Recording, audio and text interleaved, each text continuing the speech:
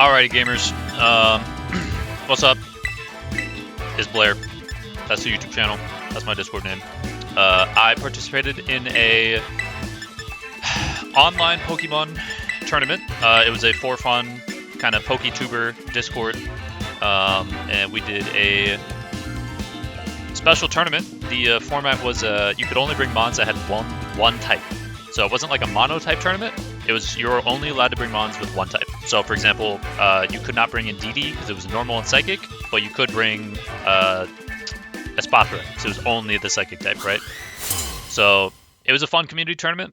I'm going to be showing my run, so I'm recording a voiceover of my games. We already played them, but we're going to get some commentary. So for this first game, I have a hard kind of Cresselia Trick Room team, and I'm up against a lot of Reggies for this first game, so this should be an interesting matchup. So my lead, I was pretty concerned about Regigigas plus Espathra when I was looking at it in team preview there.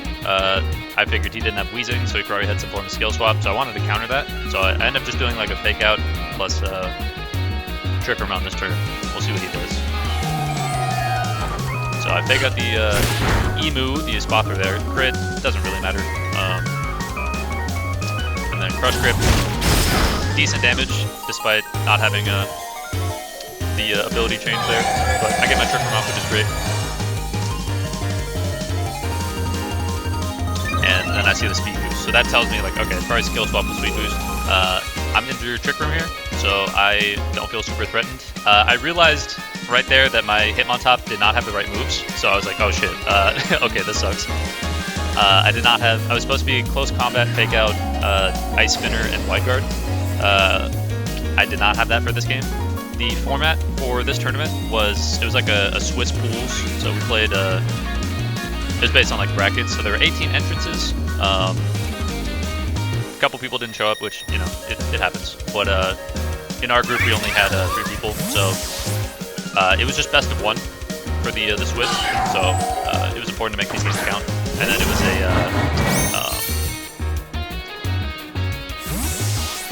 6v6 rather than a 4v4 for like VGC tournaments, so it was a little different, but it was still fun regardless.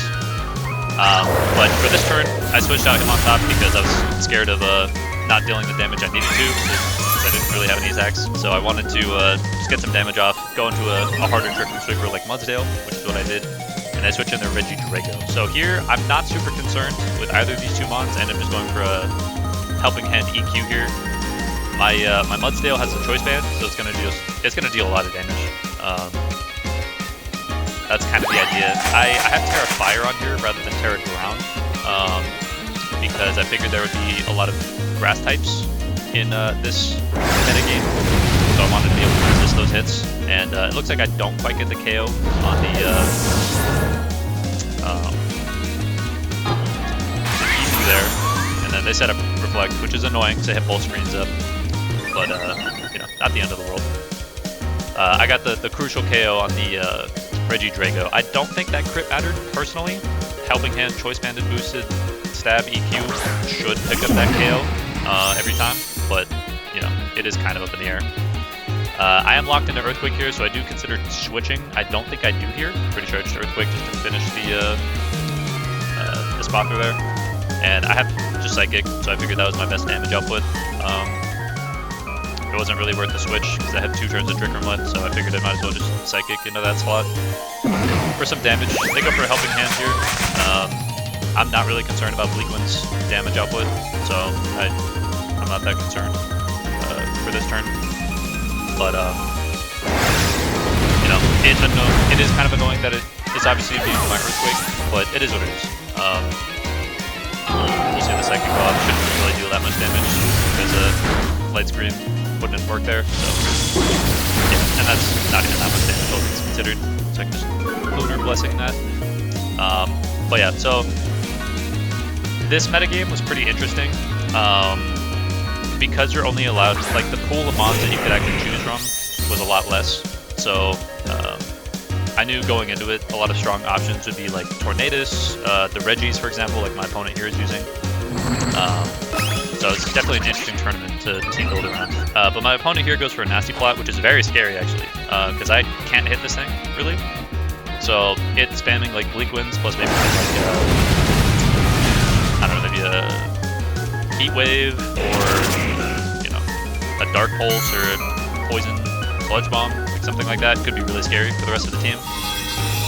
So I'm gonna have to react to that this next turn. His Registeel goes for a Stealth Rock. I don't think that's really the best strat for this kind of team. There's not as much pivoting going on in these kinds of tournaments, but in a 6v6 tournament, if he got that out like earlier in the match, I think that actually would have a lot of value. But because it's kind of in the middle here, it's not as impactful. So I believe my Trick Room just ended here. I figure probably just get Trick Room set up again. I do have the Mental Herb, so even if it does go for a taunt, I should live that. And I kind of have to just choose.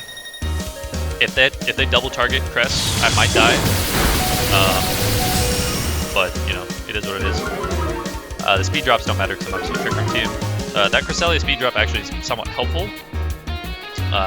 They do go for a Thunder Wave. It is going to miss, unfortunately for them, but I do believe Registeel lives here. Yeah, just with a sliver. And then I get my Trick Room. So I am definitely scared of that Tornadus here. The Nasty Plot Tornadus definitely applies a lot of pressure.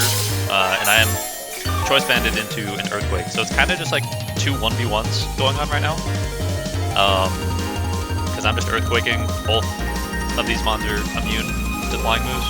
So a little bit of an awkward situation here. I go for Lunar Blessing, so I want to keep Cresselia alive, but I do actually want Mudsdale to die here, so I'm hoping that Bleak Wind connects on the Mudsdale and KOs it, which it should, assuming it hits. Because while I am going to heal it, the +2 Bleak Wind should KO the horse, so that's what I'm hoping for. And it is going to connect, and it does KO, so that's great. Here, that should give me a free switch in. Let's see, let's check out the team. So, I do have Serena with an Ice type move with Triple Axle, and then the Wide Lens to make sure most hits will hit. It's like 99% chance each hit will connect, so that was a very consistent option. I don't remember what I ended up going with on this turn, but Fable does make sense. I think Helping Hand Moonblast should be able to pick it up, but I'm not too sure. They go over Gigigas here.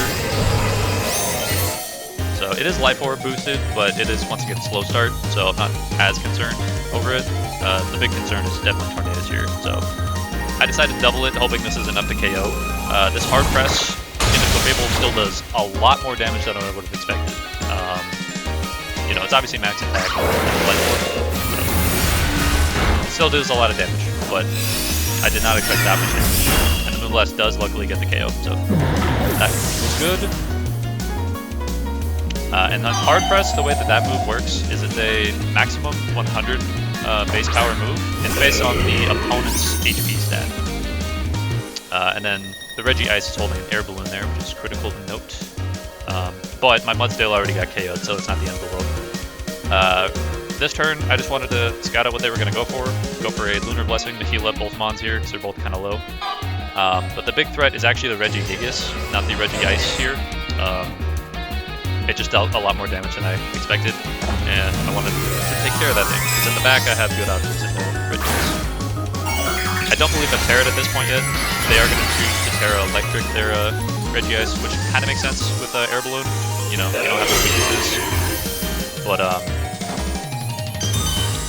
overall, I don't think that was the best Terra choice for them. They do have Thunderbolt, which they will reveal here in a second, which did end up coming in clutch for them. But I can't say it was like the strongest option. I think it was like Ice Beam, Thunderbolt, but that was about it. So they are going to Thunderbolt here in my Cresselia. See how much that does. Yeah, that was about 54, something like that. The light screen wears off, which is great for me.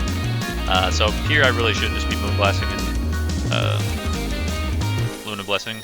Or maybe even Psychic, just to pick up the Regigigas. I'm not sure if that KOs. I could also Helping Hand. That could have been good.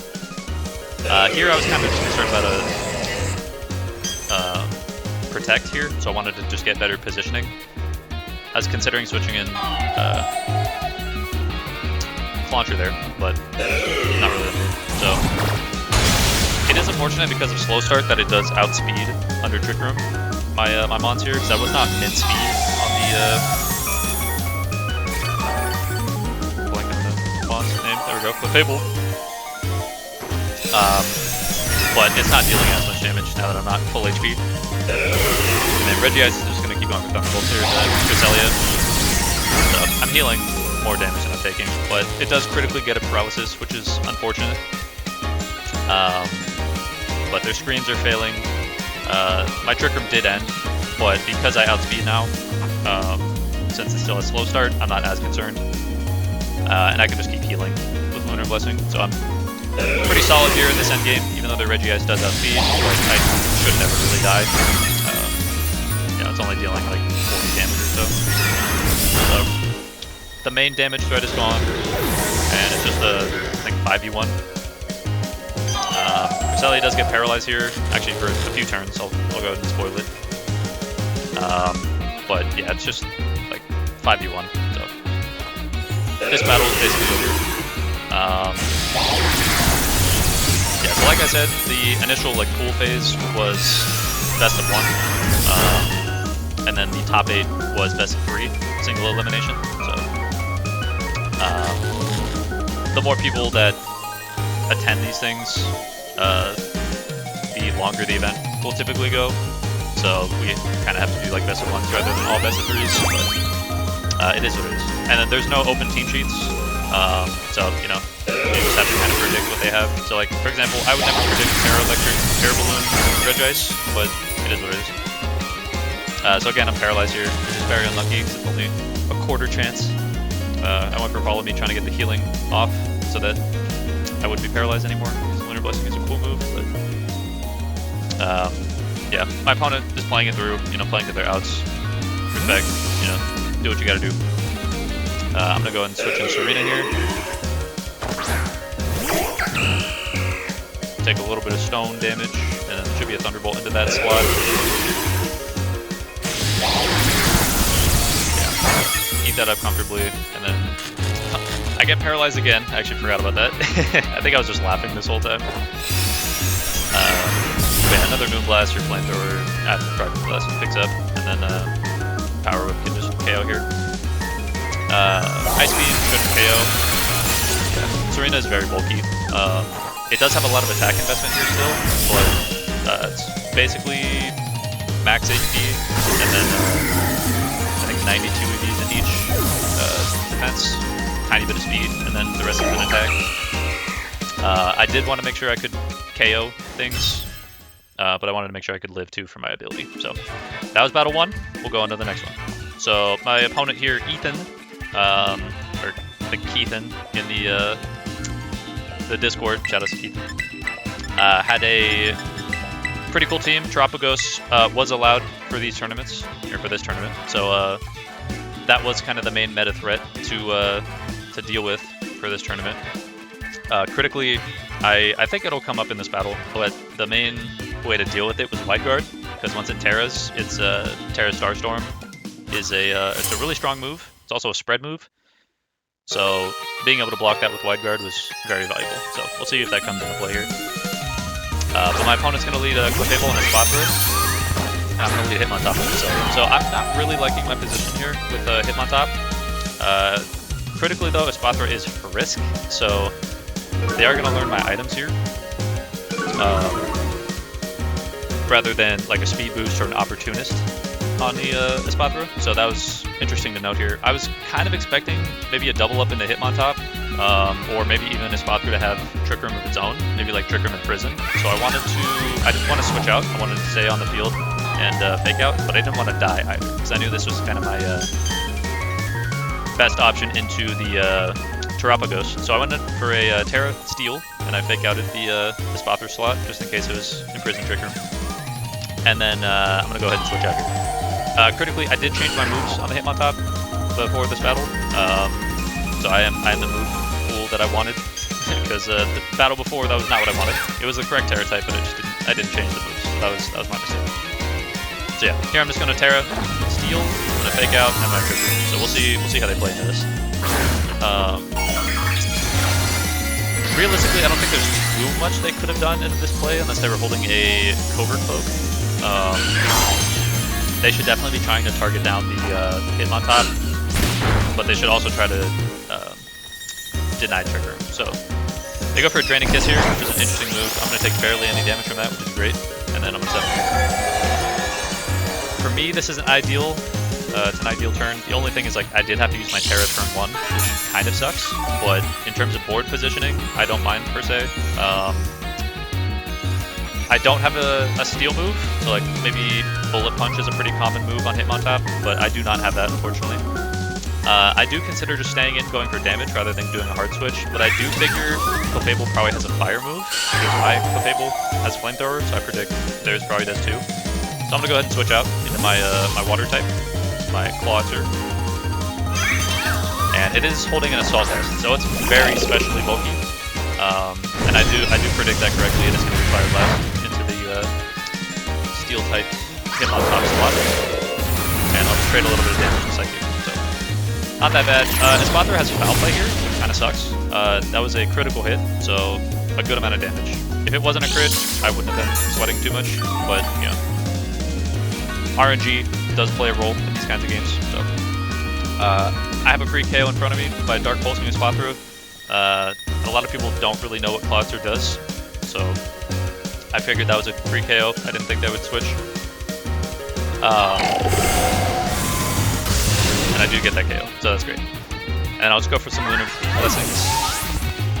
Keep topping off my mons here. They're going to Fire Blast to the Cresselia. Another crit that dealt a lot of damage, but you know, so be it. Healing most of that back, so it is what it is. But yeah, so Clawitzer here, I'm just running it 4 moves that boost, or that are boosted by Mega Launcher, so it's got a lot of synergy here. And then an Assault Vest, just because I don't have Protect. So this turn, critically, Rillaboom does not set up Grassy Terrain. I did wonder if that was a mistake. That almost made me want to stay in, because I wasn't as threatened by like a Grassy Glide or a Woodhammer. But I do end up switching into the Hitmontop, it looks like. So here I am just kind of scared of Clefable going for like a fire move into the Hitmontop here. So I do consider my options. I'm pretty sure I just go for a Psychic though. I don't remember what I do.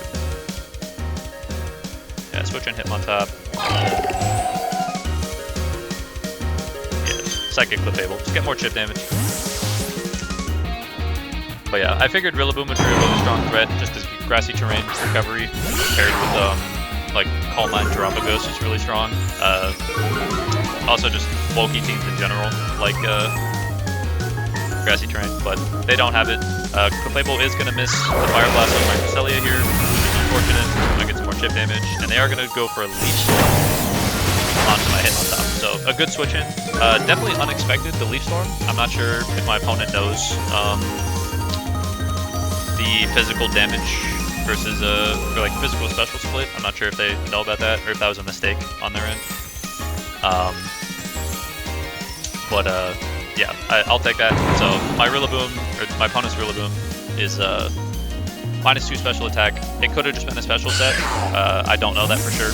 So I'm gonna switch out the Cresselia, because I don't think I'm under that much threat, and I'm gonna go with my Serena just in case they hit fake out here. Or actually, no, they already used a move, so they couldn't fake out here. I'm going to go for a fake out, because I am scared of the fire move. But they're going to Earthquake, so that actually caught me off guard a little bit. I was not expecting that. And then Trick Room's going to end. So I know that Clefable is the slowest thing on the field, which is what I wanted, because it pairs, it has the most threat against my team here. But yeah, so based on the Rillaboom set here, them not having Grassy Terrain was probably just because of the Earthquake damage, so a decent choice on their end. Definitely a weird, like, unorthodox pick, but, you know, it worked out for him here. So I'm going to switch in my Cresselia here and avoid that Earthquake damage, and then I'm just going to KO Clefable with a Power Whip, they let me, so they will. Rillaboom fastest thing on the field at the moment. That Earthquake, and not pick up the KO on the Clefable. So I did consider going for the Ice move, just in case they switched in something, or if they KO their own Clefable with Earthquake. I would still target the Clefable slot just in case it didn't, but if they did make a switch, the Ice move could have been really good coverage. So, okay, Regirock. I know it's really slow, so I do not want to set up Trick Room here. I have a pretty easy Power Whip into the Regirock here, but I also have the option to go for Triple Axle into the Rilla here. I'm not exactly sure which one is going to Terra, if they are going to Terra, so I'm predicting if they're going to Terra here with Regirock, because most of them will be like Terra Fire or something like that. So I don't really want to predict that. So I'm going to go for Triple Axle. They're not going to do anything, at least they're not going to connect. They're already -2 in this arena. Maybe they're reading that I switch out, but I don't really mind that play at all. I heal everything back. But yeah, so I figured, looking back on it now, I figured their only damage output was like Earthquake or Leaf Storm. So maybe they just don't want to click Earthquake. But yeah, so Regirock's gonna click Thunder. Definitely a weird set on Regirock. And then I'll just Power Whip and Psychic. I'm not concerned about Rillaboom really at all, but you know, the more KOs I get, the easier it is for the end game. And then they're gonna Earthquake Regirock here. Maybe it's a weakness policy. That was what I was thinking. It's not gonna end up being a weakness policy here. Psychic's gonna KO Rilla. Great. Crit did not matter there. And then Power Whip should go connect here. Critically, I don't think I missed any attacks this tournament, which is great. The wide lens definitely came in clutch. Because Power Whip is 85 accuracy, plus 8% due to the wide lens. And then Triple Axle is 90 accuracy, but it's 99 each hit with wide lens. So they're around like 97% accuracy to hit all three. But yeah, so Regirock here is pretty low. I do want to set up Trick Room now, because I know their Mons in the back are fast. So Cinderace here, and then Terapagos is a big threat. So I just want to protect here. I don't really want to switch out, but I do want to protect myself from the Pyro Ball here. So that is what he's going to end up doing. And then I will set up Trick Room after this Thunder. So it would have been unfortunate if he paralyzed and I couldn't Trick Room. That would have sucked, especially because he would have gotten a free switch in after Regirock died to Light Orb. But not going to happen. I figured the odds are in my favor there, because obviously you can miss, and then the chance to paralyze in the first place is either 10 or 30%. I don't exactly remember for Thunder, but it's not high. And then to get fully paralyzed is like a quarter chance. So odds are definitely in my favor. But okay, so they're going to throw in their Terapagos. And then they got their Cinderace on the field here still, so I am concerned about that. I do want to pick up that KO. I figure I can U-turn to break the Terra Shell on the Terapagos and get in a better switch in, and then break a Sash with Psychic on the Cinderace, if that's what they have. They are going to Terra their Terapagos here, so it doesn't end up mattering. You know, just extra chip damage doesn't hurt by any means. I will certainly take that. And then the U-turn will go off. That's maybe like an 1/8, you know, it's decent damage. If anything, it was just to break the ability before it terrored, but it ended up parrying that, so that's fine. I'm going to switch to my Clawser here, because I think I'm going to get hit by a Fire move, and then it's also holding that Stealth Vest, so it's very specially bulky, so I'm not as concerned about the Terra Starstorm as maybe I would have been if I wasn't holding myself. But yeah, take that like a champ. Psychic is going to come out here, break Cinderace Sash if it was holding it, and then he's going to high jump kick, change into the fighting type. It might have been just over prediction. I'm not sure exactly what he was predicting there. I feel like Pyro Ball would have been better into the crest slot, but critically he did not go for the fire move into Clawser, which could have been bad, but I think that ended up being that bad. So I go for the Water Pulse. It is enough to pick up the KO, even though it's being type, because it's Stab and it's Mega Launch. So. And then Tarapa goes with a Flare Blitz. I did not expect that at all. That definitely caught me on guard. Cresselia is going to live though. We take those. And we'll heal it back. So now it should be, I think it's a 5v1. So I'm not too concerned about the rest of this battle, but yeah. So I think in this position, I do have 6v1. But yeah, I do have a Hitmontop just in case somehow they end up killing some of these mons here. But I have Helping Hand, I have Aura Sphere. I figure I might as well just do that. See if it picks up that KO, you know, for later in the tournament. If I'm up against any more Terapagoses, see how much damage that actually does. Unfortunately, it does not. It's very close, but I do know it's a 2-hit KO. One Helping Hand, one not, maybe. But yeah, so I'm gonna guess that that's physical Terapagos just based on how little damage that's doing. It is a physical move. It's a physical spread move, but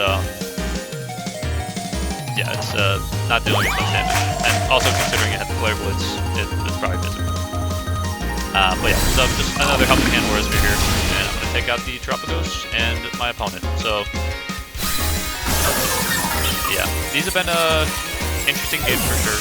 A lot of different teams than what I was initially expecting, because in terms of like how they were using the mons, in terms of what they were actually using, I wasn't too surprised by. There's only so many options, you know, but this team was definitely scary. Having 2 grass types there plus a Ditto made it very difficult, because my team was built around Mudsdale primarily, but having so many options into my ground type spam wasn't really going to work out. So I needed to think of a way to really deal with those grass types. So we'll see how it ends up going. But so I'm playing my homie Jamie from the Discord. Shout out to Jamie. And he's going to draw Ogerpon and Terapagos. So these two I expected a lot throughout this tournament, because Wide Guard is so prevalent. The best Wide Guarder I would say was probably Hitmontop or maybe Mienshao.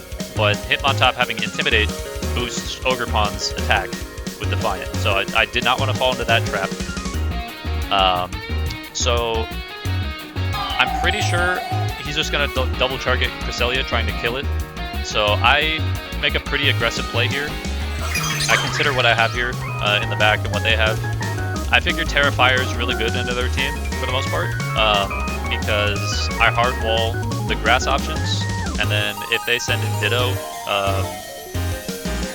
to the Clefable slot, I can only hit it for like not very effective moves because fire resists fire and fairy, obviously. I do figure they're going to stay in with Ogerpon, so I go for a Terrafire Flare, Flamethrower. But they're actually going to punish me on that, so that was they're going to make a pretty good play here. With Ogerpon and with the non-open team sheet, it is kind of hard to tell what people will be using in terms of attacks. But they're going to go for a U-turn in the press, and that did more damage than I expected, so I kind of figured they were like choice banned. I don't think it is, looking back at this battle, but I'm not sure why it did that much damage, you know? Because it's not a stab move, they didn't get an attack boost or anything, so it must have just been max attack. But yeah, so I'm going to go for a Flamethrower. They're going to switch in their Finizen, which is a good switch in. Well, it's nicknamed Finizen, but it's actually Palafin. So anybody watching this from the Discord, like, you know, if my opponent in this match is actually watching this, in actual tournaments, you're not allowed to do that. They will ban you, or they will, like, disqualify you for using mons that are nicknamed after other mons. So don't do that. Like, I obviously didn't fall for that, but, like, you know, don't do that. So here in this position, I am Terrafire, so I am kind of scared of a Aqua Jet, but it's only, you know, it's not the evolved Paladin, so to speak, so I'm not as concerned about the damage output.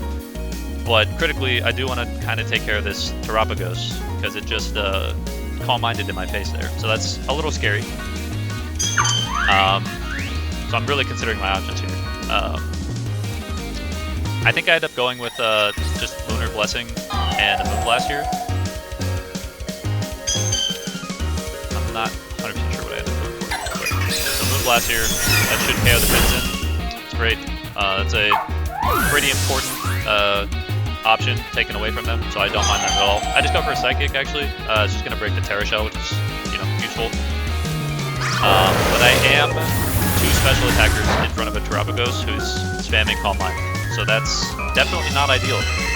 But I also don't want to switch anything in to take a Terra Star token. So it's quite the predicament. It's really quite the predicament.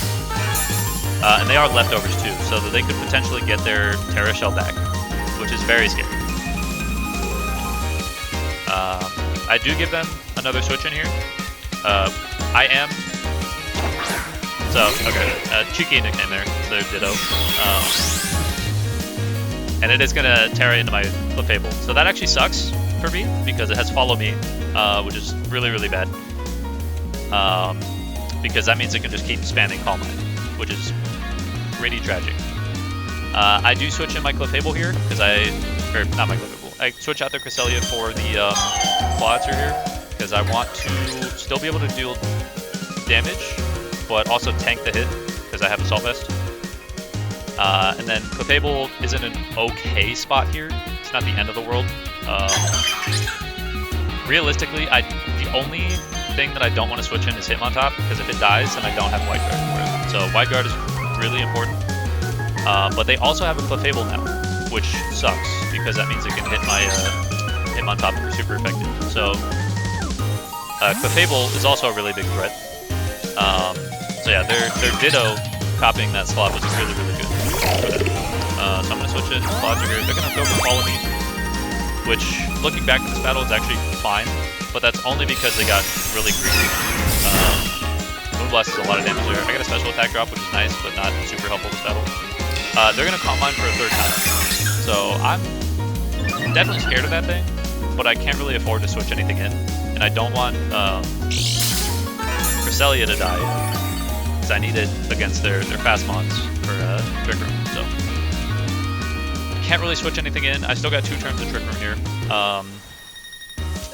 Critically, I am slower with Clawitzer. It's a 0 IB quiet nature, so I can hopefully kill this Ditto here, but it has Protect, so it goes for Protect here. I figured, okay, that's fine.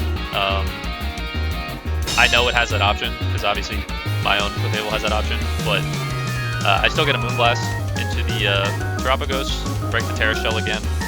And if I get a special attack drop, that's fantastic. If I don't, you know, so be it. I do critically get it, which is great, but they are just going to keep Calm Minding. So they're at, I think, +5 special defense, +4 special attack at this point, which is very, very scary. But once again, I can't really afford to switch out here. Even though I'm 2 special attackers against a +5 special defense Pokemon, it's not worth switching out here. So I figured they're not going to go for the double Protect, and if they do, then and they get it, they're just, you know, very fortunate. So they go for a Follow Me. Clawitzer can definitely KO with a Stab Water Pulse. That's what I end up going for the KO here, which is great. So Ditto's out of the way, which clears the way for Hitmontop. But I do have to be careful about the Defiant boosting Ogerpon that they have in the back. So once again, they're going to Calm Minds, which is extraordinarily greedy.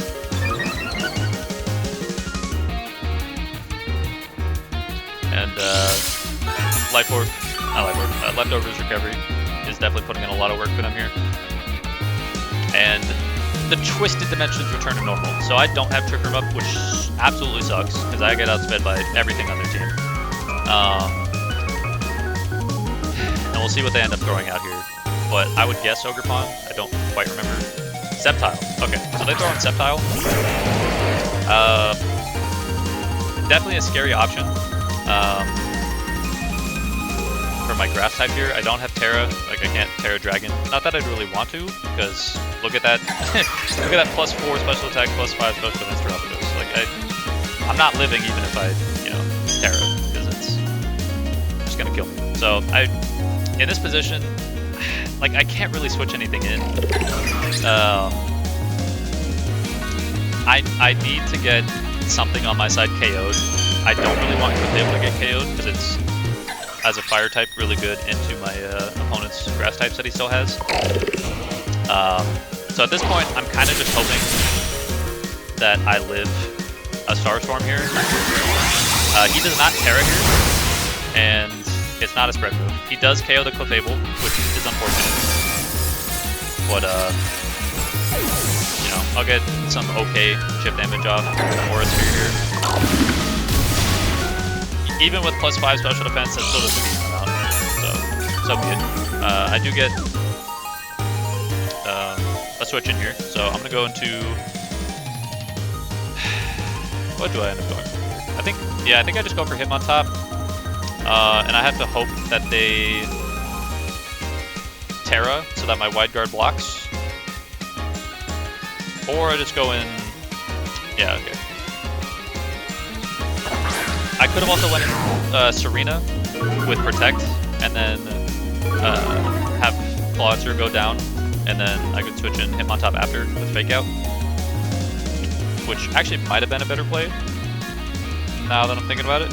I'm going to swap out Serena here, and just Fake Out the Tropicos. Stall out a turn, and then I have something in the bag still, if I need to get a free switch in. Even though it's low, just having an option to get sacked is useful, especially in 6v6 formats. So, critically, my opponent does Terra, so that means that Terra Starstorm is a spread move, which actually I breathe a sigh of relief, because that means I can just White Guard. And I have Hitmontop on the field. It already intimidated, so I'm not scared of Ogre Pawn getting a +1 boost here, and Serena takes that like a champ. So I'm in a much better position than I was before this turn, because Tropicos tearing means I'm in a much better position. So I go for a Power Whip into it and a Wide Guard. I don't know what their move pool is other than Calm Mind. I've seen literally nothing else. Not even Protect.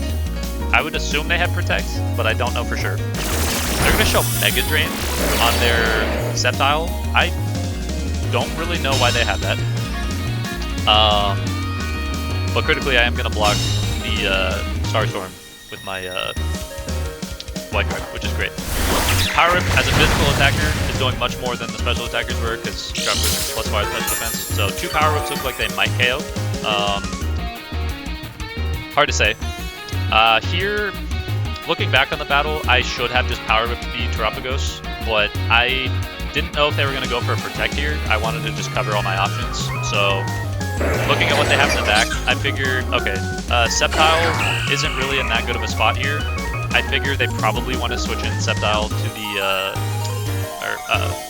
Tornadus to the Sceptile slot. So I'm like, alright, let me cover for that. I'm going to go for the Ice move into the Sceptile. And then I'm going to Wide Guard here. I'm pretty sure, like, I was covering for Protect on Tropicos, so that's why I didn't Power Whip here. You can see me hovering that. And then I wanted, just in case I didn't, I wanted to block the Starstorm. But, yeah, definitely a lot that could go wrong this turn.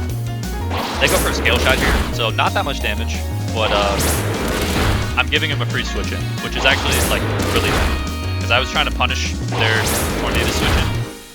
But realistically, I gave him a free swap into Ogre Pawn, who could potentially have Follow Me, or Tornadus, who could potentially have another flying move other than Bleak Windstorm, like Air Slash, for example, that could go through, or just that would deal with Wide Guard. But my opponent is not really relenting. Still going for spread moves, trying to make sure I either don't click Wide Guard or, you know, something. I'm not sure exactly what's going on in my opponent's mind at this exact moment. So yeah, Leftovers Recovery. I'm pretty sure Power Whip does not KO at this point. It's going to be pretty close. Might be a highest possible roll night at this point, or maybe I got super low roll in the first Power Whip. But I do give him a switch into Tornadus. So here, I'm pretty scared that they're going to maybe have Air Slash, or that they'll just double target Hitmontop so that Wide Guard fails. So I really need to deal with Tropicos. So I don't really have anything else to do with it other than wide guard, so I do just go for wide guard here. My opponent here does go for Bleak Wind. It is going to block it. So we were in a Discord chat. You know, we were muted, obviously, so we didn't like distract each other. But he decided to unmute himself. He actually wasn't aware of what wide guard really did. So you know, told him like, hey, it blocks spread moves. So Dazzling Gleam, once you Terra, your Terra Starstorm is spread. Bleeding Storm, that's spread. And he didn't realize that like I could use it every turn. He thought it was kind of like protect. So that ended up working out in my favor. So I ended up figuring like Terapagos has only Terra Starstorm, Dazzling Gleam, Calm Mind, maybe protect. So I can just sit here and spam wide guard, and there's really nothing my opponent can do about it. So he's just going to keep spamming spread moves, and I'm a-okay with it. So that's just what he's going to do. And I'm more than happy with that. So yeah. I think, so the Discord turns, like, a lot of the people in here, like, they're definitely competent battlers, but they're definitely not, like, VGC competitors. So it's definitely important to note, like, people may not understand every interaction between, like, moves, or they may not properly, like, EV train or something like that. So, for example, I had a lot of resources. I could properly EV train these guys, and give them the right Terra Shards and stuff like that, but maybe other Cresselia teams, for example, didn't go for Terra Fairy because they didn't have enough Terra Shards or something like that. Or they weren't properly EV trained, you know, maybe it was an old Cresselia from another game that they brought over. And they didn't have the opportunity to, like, re-EV train those, you know, it's hard to say. But, here, okay, so this turn is actually kind of critical because Ogerpon could potentially KO Hitmontop, and my team doesn't really like going for, or it doesn't really like flying moves, so I kind of have to KO that thing before it KOs my Hitmontop, otherwise it just spams Bleak Wind and does a lot of damage. So I'm really considering this turn here, because I know they can protect their Spiky Shield, but it doesn't look like they're going to. So yeah, they go for a taunt here, trying to make sure Hitmontop cannot KO the, or can't go for the White Guard. But Queenly Majesty is a cool ability. And then U-Turn does not KO my Serena, which is great, and then Triple Axel does pick up their Ogerpon. So that's super critical. The only thing left on their team is the Bleak Wind Storm spamming Tornadus, so I know I can just Wide Guard and go for the Ice move, the Triple Axel. So I'm in a great spot here. So this first battle pretty much just came down to my opponent not really understanding Wide Guard, how that works out. But yeah, if the Tornadus had like Rocky Helmet, for example, this could have been kind of scary because, you know, I'm super low health. I only get one chip of the Triple Axel here. But considering it can't really hit anything else, I just bring in like I could even do Mudsdale and just like Heavy Slam or Terra Blast if I wanted. Just, you know, something like that, just to KO the Tornadus here. But it was kind of annoying. My opponent didn't forfeit. They knew they lost, but didn't decide to forfeit here. So be it. These matches ended up taking a while. It's 6v6, so at least going back and recording commentary over this is annoying because, you know, it's been 44 minutes and I've only made it through like 3 or 4 battles, so it's definitely annoying to look back on. But alright, so we're in top 8 at this point, so it's best of 3. So run back against the same opponent. He's gonna end up. I don't remember what he led. I did want to cover for a different lead though, so I figured he probably would not lead Ogerpon again. So I felt somewhat safer to go with. I think I led Hitmontop here. I don't recall. But Terra Fairy or Terra Fire on Clef is also pretty good. So they're gonna end up leading Ditto and Tornadus. Okay, I'd still so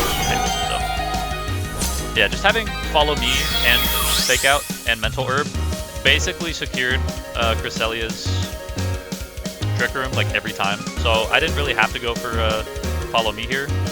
I could just go for damage into Tornadus here, so I could KO it and not have to deal with like taunt into Cresselia later in the game. I did know that they could follow me, but I figured they wouldn't. So in their shoes, they're probably like, all right, cool, I got the taunt into Cresselia, but I got Mental Orb, so sucks to suck. They are gonna win the speed tie versus my Clefable, or maybe they were Choice Scarf since, you know, they're Ditto. But you know, I'm under Trick Room, so I'm like, alright, if they're Scarf, I definitely outspeed. It's great. If they're not, then, you know, so be it. Actually, they used Ditto in the first battle. Yeah, it couldn't have been Choice Scarf, so. I didn't know what item they were going though, so. I don't think I found out like that entire battle. Maybe they didn't even have an item. Or it was the like Ditto specific item. Like accuracy one. But yeah, so they're gonna win like every speed tie, which fucking sucks because I almost die here, and I get a special attack drop, which sucks. That means I have to use Helping Hand to KO the Torn. Because if they don't get that special attack drop, I just go for 2 Moonblasts and I go for Lunar Blessing, and I'm full HP essentially for like maybe 2/3. But instead, I'm low as hell, so I gotta go for a more defensive play here. I consider Psychic just in case it's Focus Sash or something of that nature, and I'm really considering my option here. I end up going for, I think it was Lunar Blessing of Protect. I think it was just the safest option. Yeah. Which, I mean, it makes sense, because Ogerpon should have Spiky Shield. They should be trying to stall out turns to Trick Room, or like follow me, so I figured this was pretty safe. They could U-turn into the Cresselia as well, which I don't care about too much. Yeah, so they are going to Moonblast into the Fable, sucks. You know, sucks for them, good for me. And I'll get a Lunar Blessing off onto it, which is nice. I'm pretty sure I still died to a Moonblast, which sucks. But maybe I win a speed tie, you know? But yeah, so they U-turned into the Cress, so be it. Realistically, I could have Terra Fired much earlier in the battle, and that would have been good. I was kind of concerned about Paladin here, so I didn't really want to do that. I figure, alright, if these guys go for, like if Innocent goes for the Water move, I might be able to live it after Lunar Blessing, because it hasn't gotten the transformation yet. But yeah, that was going through my brain at that point. So I'm like, alright, let me Lunar Blessing. Maybe I'll switch out. Maybe I'll Terrifier with the Fable. I think I go for the Terrifier and Moonblast into the Finizen, because I do want to take care of that Finizen. But they're just spamming Moonblast into that slot, so I don't really have that safe with the switch in. I guess I could have done Pulitzer, that would have been okay. But I wanted to make an aggressive play, because I figured they would just switch out Finizen here, so I wanted to Terrifier Moonblast. Realistically, I think this battle I probably should have Terrified much earlier on, because Clefable puts in a lot of work, but I just took way too much damage from my opponent's Clefable, so that was really unfortunate. I'll go for a Helping Hand here. I try to just one-shot it, but keep in mind I am -1 special attack, so that special attack drop really came in clutch there. So I would have actually KO'd that thing with a Helping Hand if I did not get dropped. And once again, they did win another speed tie, so that's very unfortunate for me. I'm pretty aggravated at that, or was at least in the at that point in the battle. And then they're gonna get their switch in, but I already did like 2/3 of its HP, so late game Paladin is not as scary if it's missing so much health. And then they're gonna go for Ogerpon here, so they can go for another U-turn. They can go for something of that nature, and I think I still have a turn of Trick Room to work with, so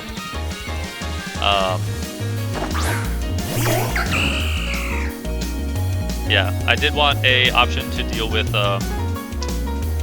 Ogre Pawn here while I was still under Trick Room, because Ogre Pawn get 19 is a lot of problem. Basically, it's just I need Hitmontop to be able to deal with, what's it called?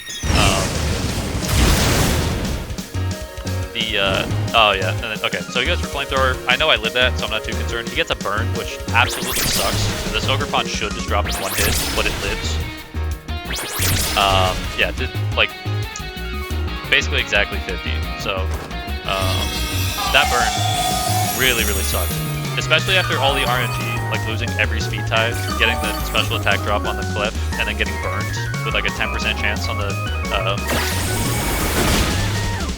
Serena, I was very, very upset. So they get another U-turn off. They're gonna go into, I think probably Galapagos here, right? I don't remember where they go. So at this point, I was pissed off at that Ditto, because they just got a lot of good RNG from that thing. But I do know that Galapagos is a really important threat. However, I do have White Guard, so Trick Room's gonna end here. They haven't set up any Calm Minds here, so I don't necessarily mind too much about it. But yeah, I'm really considering just like, I need this thing gone. If it goes for Follow Me, that's a problem. If it goes for Flamethrower, it's a problem. If it goes for Moonblast into my stuff in the back, that's a problem. So I really need that thing gone. I'm considering, like, I know it has Protect if it's going to click Protect, but the real threat here is the Clefable. So he's gonna Terra the Galapagos here. So he loses Terra Shell, which doesn't actually end up mattering that much because he gains a lot more HP and attack. So the bulk is basically the same, and he's just gonna spam combats. So I know my opponent at this point, based on the first game, just got really greedy. But the fact that he Terra'd this early means that I know Hitmontop in the back can just wall that thing. So I don't really care about that thing at all at this point. I just want Ditto dead. So I go for a power up into it, did great damage. Flamethrower gets a, I think that's a crit. Yeah, gets a crit. So at this point I am fuming because it got the luckiest RNG I've ever seen in my life. So I need to set up Trick Room here. I also kind of need Serena, because I don't have too many damage options into Ogre Pawn. So it does have half health, which is not the end of the world, but I wanted to preserve it. So I go into Clawitzer here. He's going to go for a Terra Starstorm rather than a another Calm Mind here, so he's only +1. But I do have a Assault Vest on Clawitzer, and I am pretty bulky, so I'm going to live that. And he just goes for another Flamethrower, so I get my Trick Room off. I think my opponents weren't as experienced going up against Trick Room here. If they just killed Cresselia, I have a much harder time in these matchups, but because Cresselia is so bulky and because they let it live, I had a much better time. So at this stage, I know the Clefable, or Ditto as Clefable, is very low on HP. I know it has Protect. Based on my opponent's patterns, I know he's probably going to click Protect. But it's still not really worth over predicting, because I could lose the battle off of over predicting. So that thing is still a huge threat, and I know I underspeed it with Clawitzer. I should still get the KO, you know? That's still something I should prioritize. So I do still go for the Water Pulse, even though the Protect is fairly obvious, because I know I can just Lunar Blessing to heal back. So it's not like the end of the world, but I am going to switch out Cress, just so that I have Trick Room in the back, potentially. And if they go for the one passive play, then I should be able to punish that as well. So I do Water Pulse into the protected Ditto. It is what it is. It's only +1 special defense, so I could have went for maybe an Aura Sphere into the Galapagos, but again, it goes for another Calm Mind. This guy likes to be greedy. Yeah, so at this point, I have a lot of turns of Trick Room. Realistically here, honestly, I probably should have just high horsepowered the Galapagos rather than switching in Cresselia. This was kind of risky. I did figure a Follow Me was coming, but yeah, I guess just Earthquake is the most consistent.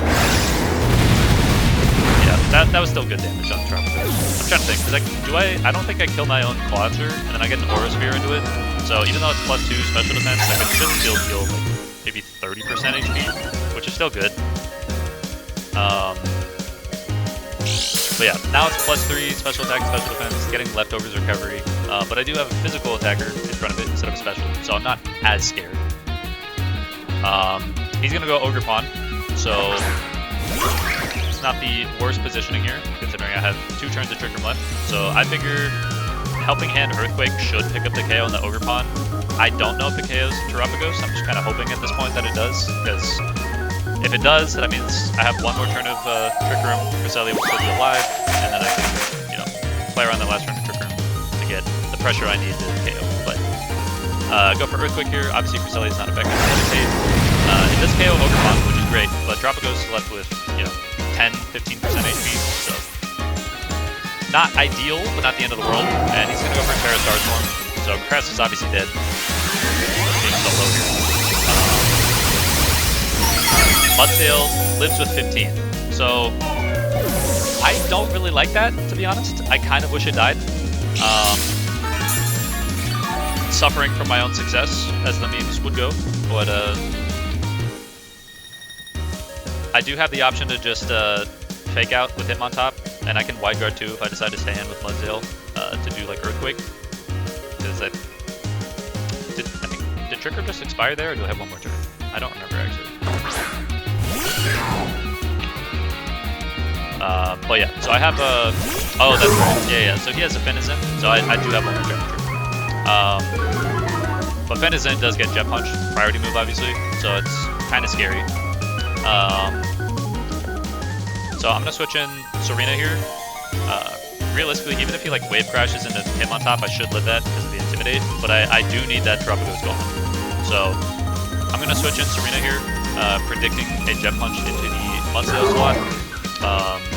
And then I'm gonna go ahead and KO the Terapagos because I think it's the biggest threat, and that's exactly what's gonna happen. So I go for close combat here, everything's gone, fantastic. My endgame scenario is looking okay. That defense drop on the Hitmontop does kind of suck though, so I'm not liking my position here, especially as Trick Room is gone. But it's a 2v, I think 2v5, but a lot of my mons are low, so it's definitely not ideal. He has a full health Sceptile and then Fenizen, who does a lot of damage. So my positioning here is not fantastic. I could have just cycled Intimidates. That actually might have been the best play. Yeah, so it's a 4v2. I could have switched out Hitmontop for Mudsail, and then protected Serena. That actually would have been the optimal play. Get another Intimidate onto these two, and then protect Serena. And then 3v2, I can go for a triple axle into the Sceptile and a close combat into the Fenizen. But let's see, I forgot what I was going for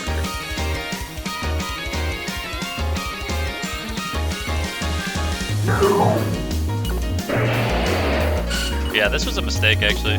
Yeah, this turn was a mistake. Yeah. So looking back on this battle, yeah, definitely a mistake. When they go for Leaf Blade here on the Hitmontop, that actually does a lot. It doesn't crit, which is nice. Ice Punch is going to KO Serena.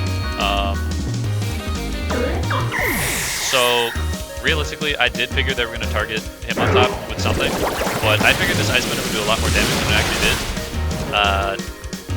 Yeah, I should have just double targeted the Paladin. If I was going to stay in at all, I should have just double targeted Paladin.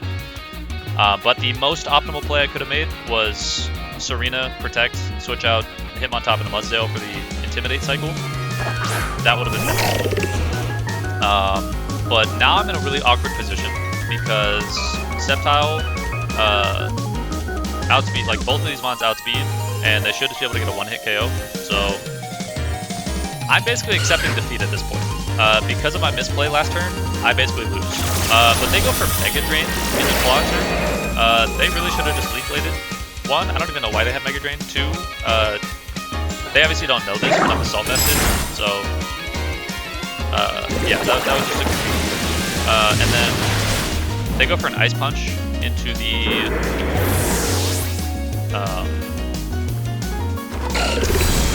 Hitmontop. Yeah, so I'm just confused by that turn. So they misplay that really hard. I misplayed the turn before, but the rest of the battle I think I played fine. Honestly, just they had a lot of damaging threats, and early on in the game I got really screwed over by RNG. So it is what it is though. That's Pokemon. So I did have some adaptations that I would have done. I did not recognize that misplay until recording this up, but it is what it is. On to the next guy. So Logan here and my previous opponent were actually friends. They team builded their teams together. So they have similar teams. It's another Tailwind Terapagos team. But this guy had Eruption on his Typhlosion, so that was definitely a scary option. And we'll see how that ends up playing out. So they're going to lead Ogerpon plus Tornadus. So I figured they can't taunt the Cresselia, and realistically, even if they U-turn Cress, I'm not as concerned as if I was to get IV cudgeled by Clef, and I don't really feel like burning my Terra this early in the game. So I'm figuring I'll just go for Protect. I don't really know what this guy's second move is. So I figure I'll just go for Protect. I play a little overly safe, but you know, I don't end up losing too much. I still get my Trick Room off. Yeah, so I'm gonna Protect here. No Terras, obviously. And he's gonna go for a Taunt. I'm gonna shake that off with my Mirror Herb.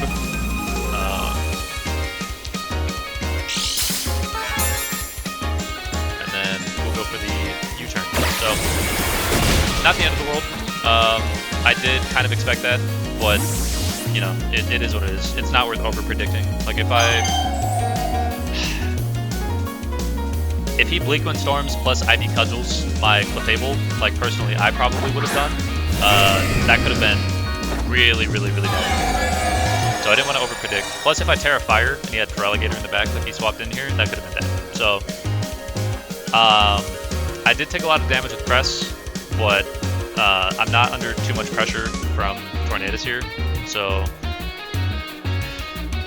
realistically I can switch out into Clawitzer, no problem. I can also go for like Helping Hand Blast, which would be good because it does have Taunt.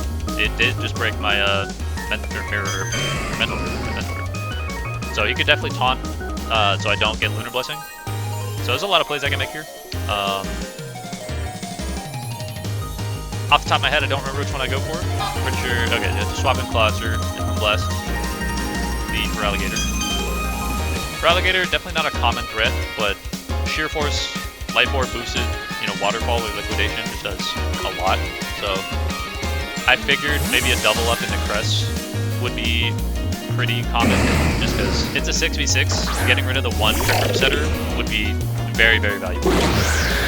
My opponent, I don't really know what they were thinking here, because I just set up Trick Room, but they set up Tailwind. So I'm not concerned at all. And then they go for a Dragon Dance. So they're like 2.5 times speed under Trick Room. So I don't really care at all. I can just go for damage. So obviously I can't let Feraligatr attack because that thing's a threat, but I don't really care about Tornadus at all because his Tailwind turns are the exact same turns as my Trick Room. So that was a really odd misplay on my opponent's end. If they did have anything in the back that would have undersped some of my stuff, it definitely won't now. So I'm a little confused about that, but I think they ended up just forgetting or something, was what they said. I don't recall, but yeah. So this is a free Water Pulse into the Tornadus here. That was a lot of damage. I figured it was probably just max speed, max special attack on Torn. I figured that would be the most common spread, considering a lot of people don't end up going for bulky Tornadus when they don't really know BGC stuff. So yeah, and based on that damage, it definitely is a max special attack. So Clefable, I mean, obviously it has a lot of HP, base 95, but its defenses aren't like too high, but I definitely should have taken that a little better. So they have Clefairy here, so this was the one thing on their team that could have outsped under Trick Room, but not really anymore because of Tailwind. So That was definitely a misplay for my opponent. They could have gotten 2 Bleak Winds off instead of just 1. Definitely an odd turn for my opponent.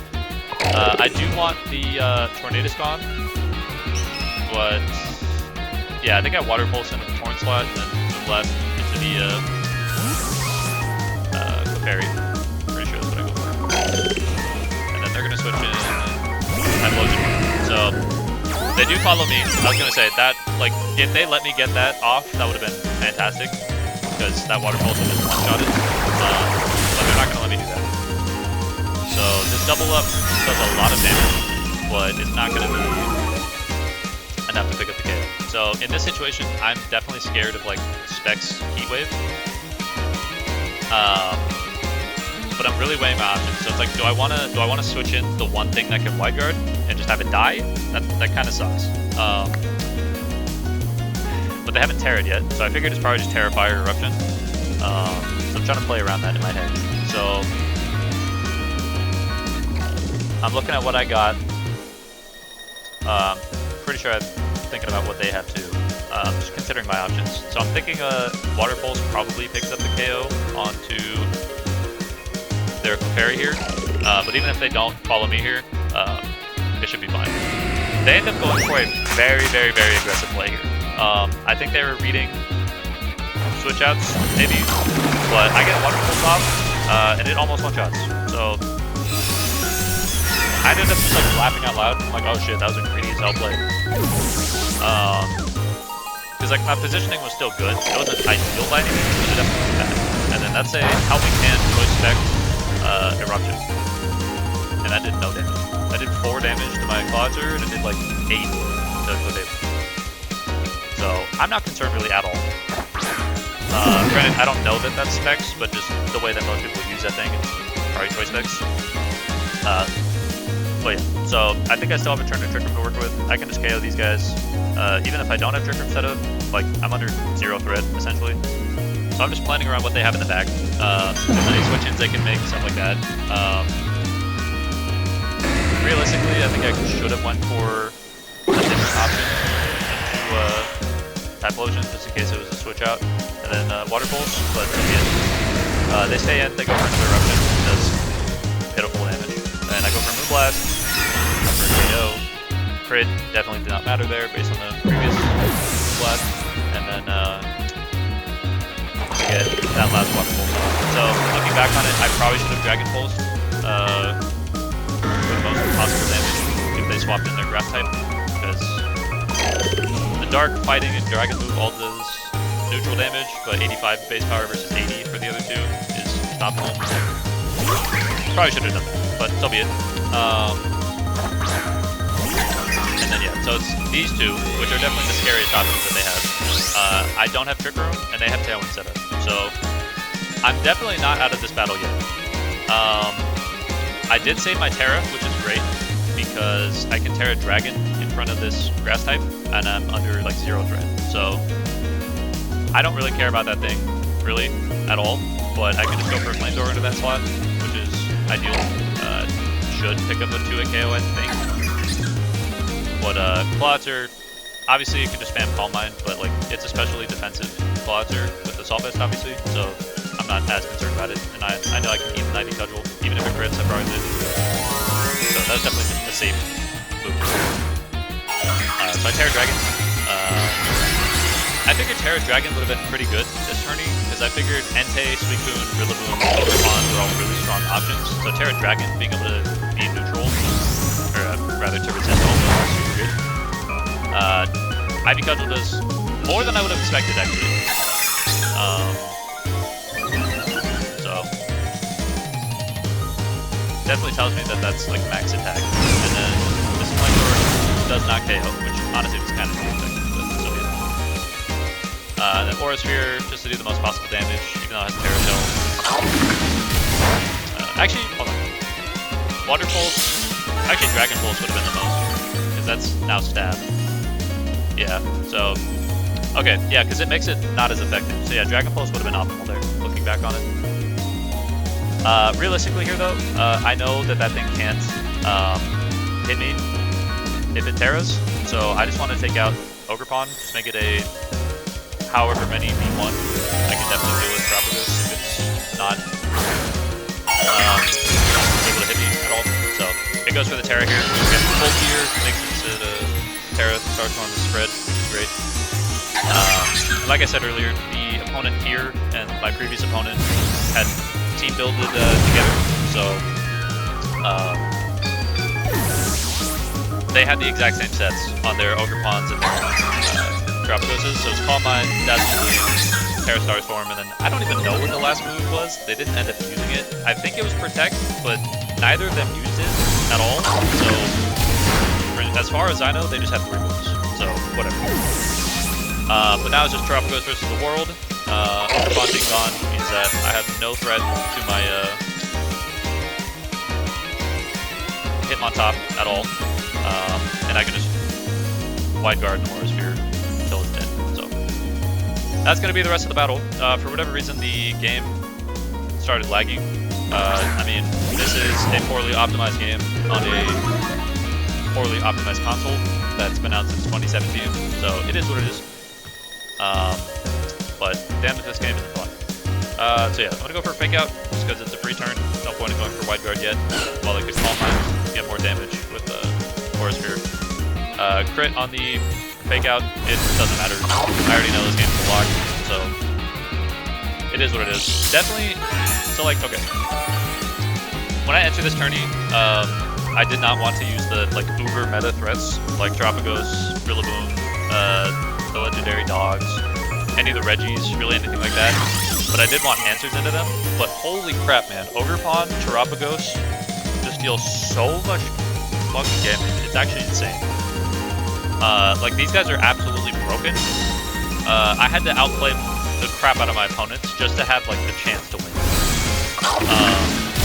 So yeah, looking back on it, like I should not have like sandbagged as much in Team Builder, but so be it.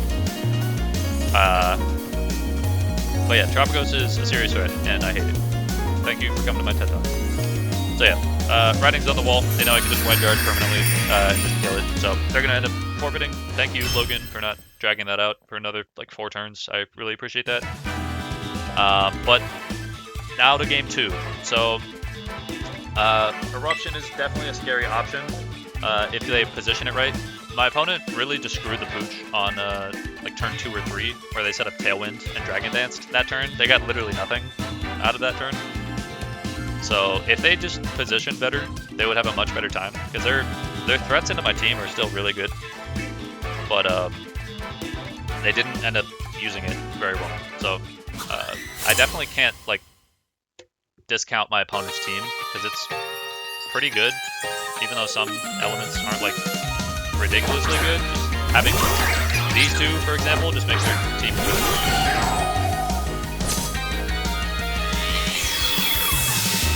Alright, so in this situation, I just gave Ogre Pawn a Defiant boost, which is not poggers, as the kids would say. I do need to just set up Trick Room, and it's a +1 U-turn that would go into my Crest. I don't want to do that, so I'm just going to fake out into that slot. Could they Spiky Shield? Yes, of course. But it's still not really worth dealing with. So I need to get rid of that thing pretty much ASAP. I'm really considering here, as I'm clicking my moves, me in the past, like, is it worth trading to a Spiky Shield? The answer is no. Even though I'm pretty sure they do have it. But yeah, they just go for Calm Mind boost. So be it. If you want to just go for Calm Mind this early in the fucking game, you know, be my guest. I'm going to set up Trick Room.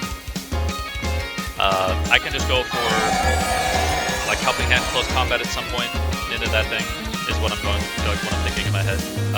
Unfortunately, Cresselia does get outsped by Hitmontop, so I have to go for, like, a Psychic this turn, and then KO. Well, so I don't think that Ice Spinner will KO on its own, so I have to go for Helping Hand Ice Spinner to KO Ogre Pawn, because that's a bigger threat. And then turn 2, I have to Psychic to take care of the Terra Shell. Otherwise, you know, close combat doesn't deal that much damage. I could also Ice Spinner, but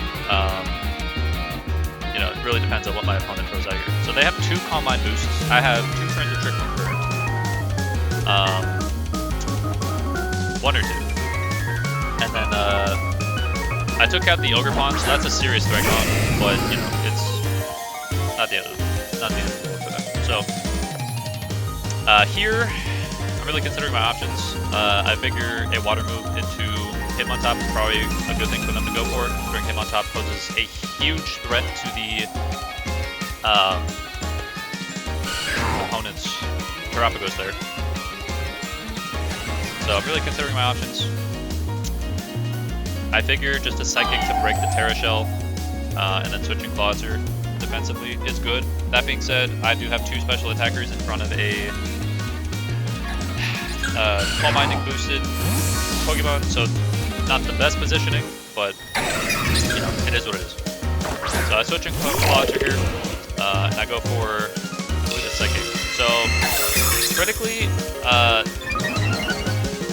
Cresselia and Terapagos speed tie.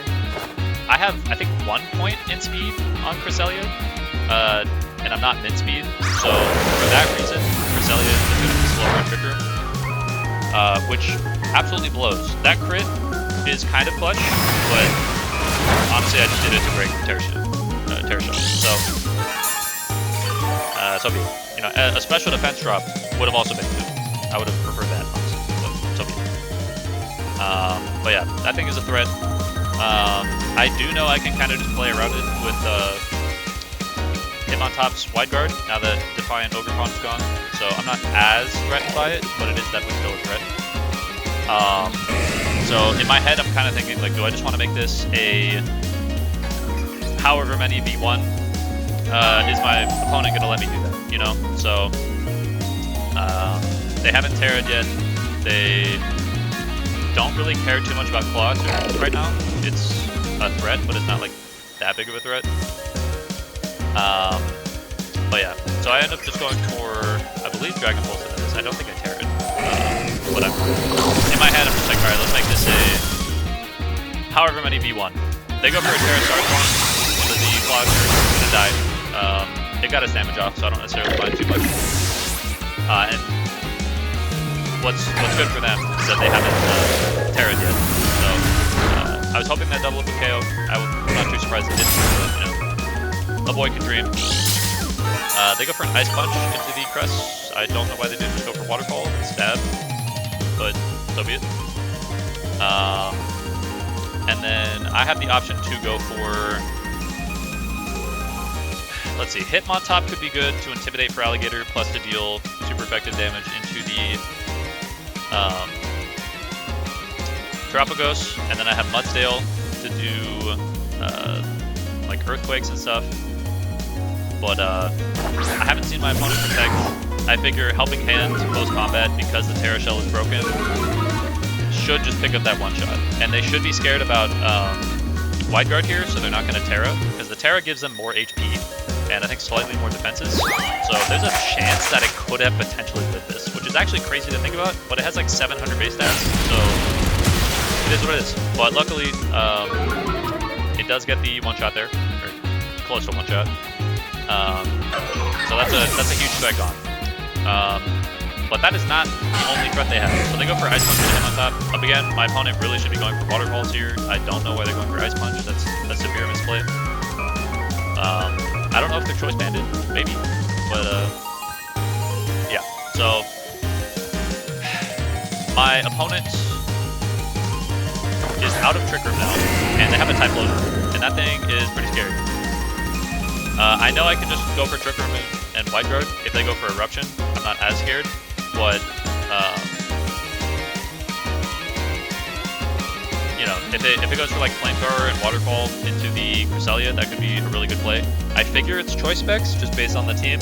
I could be wrong on that though, but that's kind of what I'm banking on, that it's choice specs. And they're gonna Terra. So they're gonna Terra Grass into the Typhlosion, which is actually kind of a problem for my team, because the only thing I have to hit that thing super effective is Serena's Triple Axle, which is kind of a problem. They go for Terra Blast, so smart of them not to Wide Guard and fall into the Wide Guard trap. So they are going to be able to hit Hitmontop here with Terra Blast,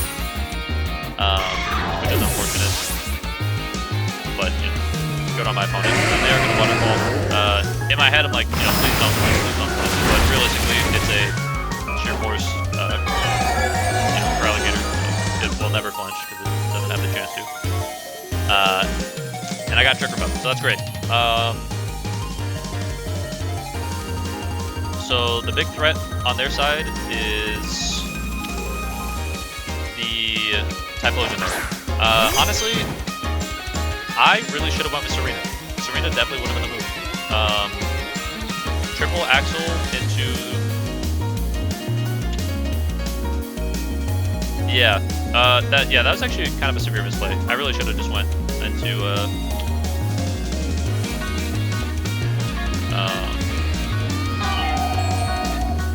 Serena there. Because I could Psychic the Rowligator to KO it, and then go for a Triple Axle for the switch in. Even if it's a Clefable, or Clefairy rather, like it's not the end of the world. And they end up switching into mids here, so that also would have one-shot, which would have been great. Yeah, so that was a slight misplay by me. I was in my head prioritizing Terra Fire on the Clefable, now that Terra Grass was used on the Typhlosion, so I'm not as scared. I can just swallow it potentially as long as Eruption for dealing damage. But yeah, that was actually a misplay on my end. I don't know why I did that. Also, I should have Psychic the Rowligator slot, and I should have Blasted the Typhlosion. That was a severe misplay. Okay, yeah, because that makes this endgame really scary. Yeah, because they can stall out my Trick Room. They can also go for like Taunt, even though I have Mental Herb. I just checked right there if I still had my Mental Herb intact, which I did. But that means I can't really go for like Lunar Blessing. So in my head, I'm like, alright, well, he knows I have Mental Herb, so he's not going to go for the Taunt. And he may just go for like Life Boost Spam, or like Helping Hand. So it's not the end of the world. So I'm just hoping I can KO that thing with Moonblast, or a couple Moonblasts. So I get Lunar Blessings off, which is great. Yeah, man, I'm really stuck on that. That was a misplay. I should have went to Serena. But so be it. Yeah, so they do about half to Clefable, which sucks. I can just Lunar Blessing spam though. Obviously they have the chance to follow me here, which is something I'm considering. And I have to check how many turns of Trick Room I have. Yeah, I have 2, they have 3 mons left, so I don't necessarily want to give them... Well, I do want to KO the Tornadus, but I know they're not really going to let me. So I want to deal as much damage to the Clefairy as I can. Because I figured they would just follow me here, which actually ended up being a misplay. I should have just went for the Torn, because if it follows me's, it just gets redirected, and then if they go for Life Dew, then the damage should be enough to KO. So again, another misplay. Yeah, I'm noticing like I'm making a few misplays in the end game of these 6v6s. Obviously, they're longer games, and you know you have to use more brain power when you're in these end game scenarios. And I don't necessarily play with Trick Room too often, but yeah, I'm definitely noticing some cracks in my armor here. So, note to self and note to anybody watching: it's always good to rewatch your replays, see any mistakes you're making, because I definitely could have improved my play here. So he just taunted here. The turn before broke my Mirror Herb. I figure it's one or the other. He either goes for taunt or he goes for Bleak Wind here. If he goes for taunt, so be it. I don't get the heal off, but I do want. Yeah, I do consider follow me here for the heal. I don't really want to give them a free switch in either, so I'm in a really weird situation here. I already used my Terra. I feel like I'm gonna get taunted here. I need to KO the like either of these 2 mons. He goes for another taunt, which is well played by him. Yeah, and then the Fable goes for another Life Dew. So Trick Room does expire by the end of this turn, and I can no longer KO that Tornadus with a Moonblast. Yeah, so I definitely got punished in this endgame for making the wrong call. Like really, I should have just went in Serena. This game would have been so much easier. But you live and you learn. So I'm considering a switch in here. Not the time to do it though, because he's just gonna use Bleak Wind Storm. So I figure Mudsdale has quite literally no use for me right now, so I just want that to take hits instead of me being Cresselia and Fable. So I'm more than happy for that thing to die, so I'm gonna switch that out. And honestly, like, Mudsdale really didn't get that much use in the tournament. There were too many grass types. Tornadus was on team, so it's a ground immunity as well. It just really ended up not coming out that much. I think it's a good mod, it's not this meta though, because there are too many grass types. But, so yeah, I get a switch in into Mudsdale kind of for free, which is nice.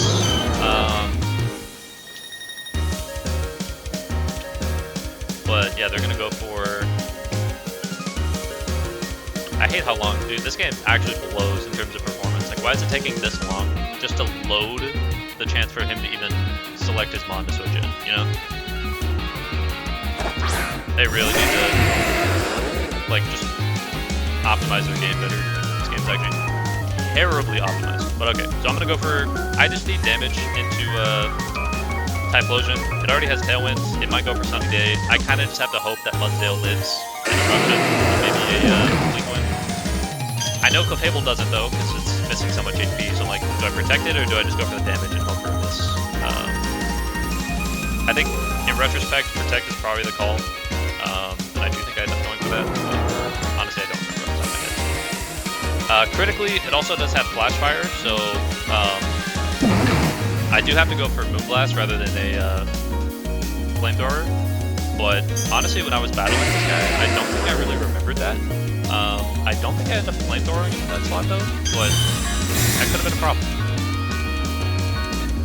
But yeah, so he is going to go for Eruption. In my head, I'm like, alright, he's locked into Eruption. That's the end game. So be it.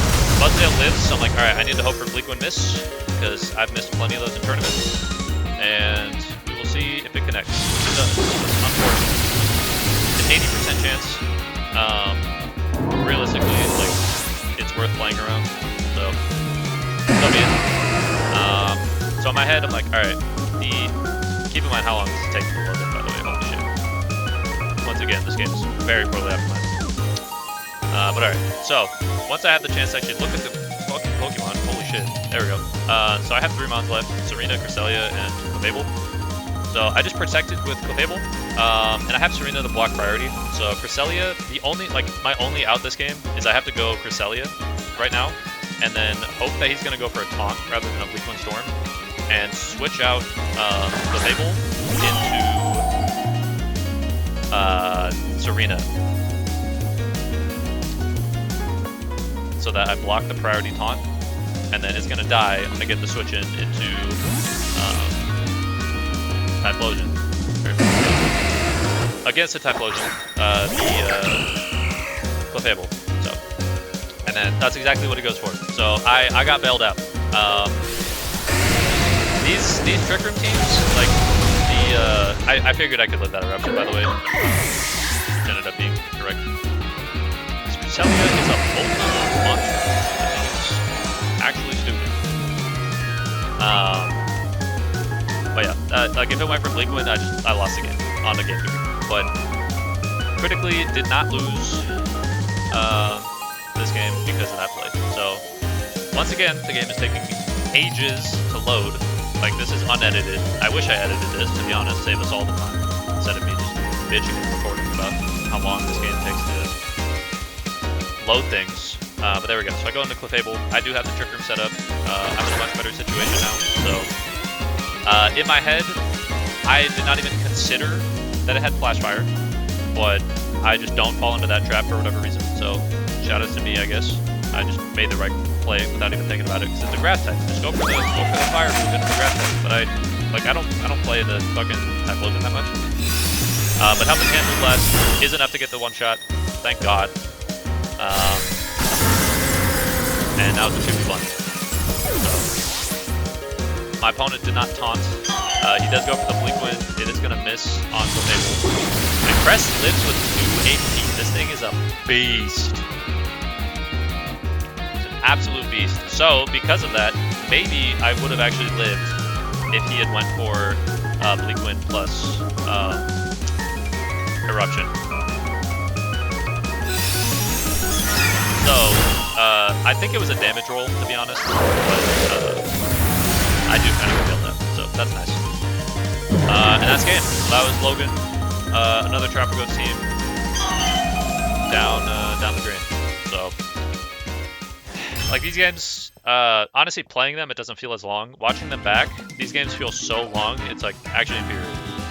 Alright, but my last opponent, Lucifer in the Discord, shout out to Lucifer, has a pretty, what I would say is meta team.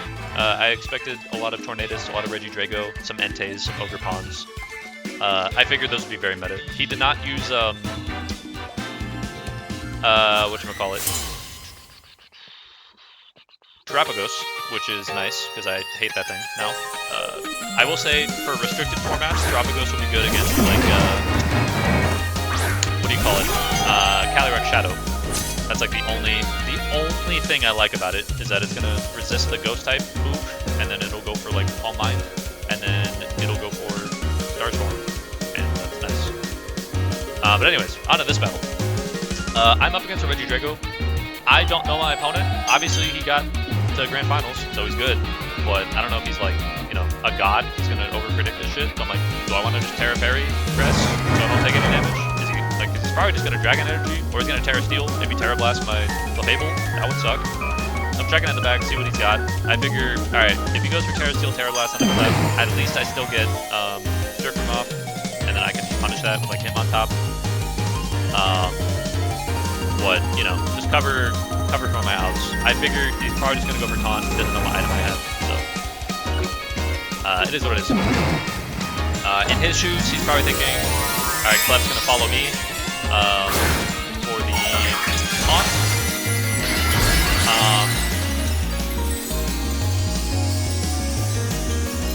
Maybe that's what he would go for. I don't know. I am gonna Terra Fairy though. He does taunt, so that's great. I'm gonna just consume the Mental Herb and shake off that taunt. He goes for a Draco Meteor. So if I just went for Follow Me, that would have been really, really bad. I would not have even needed to have Terra'd, but I do just get the one shot on the Regidrago. It was a crit. I don't think it mattered, I'll be honest. I'm Life Orbs. Pretty close to max special attack Clefable with a Stab Moon Blast. I feel like that KOs 100% of the time, I'll be honest. I can check that later. I really don't think that KOs. But turn 1, that worked out fantastic for me. But he's got Berserker now, so it's 2 steel types, or 1 steel type against my 2 fairy types. So obviously not good positioning here. I'm gonna swap in Clodsir to the Crest slot, just in case he goes for Iron Head in that slot. I resist Iron Head, and then I'm just gonna go for Protect and scout him out. He could also taunt again the Cresselia, and I'm holding the Assault Vest on Clodsir. Obviously I don't have these status moves, so it's totally fine. So this is really just a scouting turn. If he goes for Bleak Wind, so be it. He's gonna go for Fake Out into the Clefable here, so I block that. And then another taunt. So realistically, nothing happened this turn, except I got better board positioning. So that somewhat tells me what I need to know about my opponent here.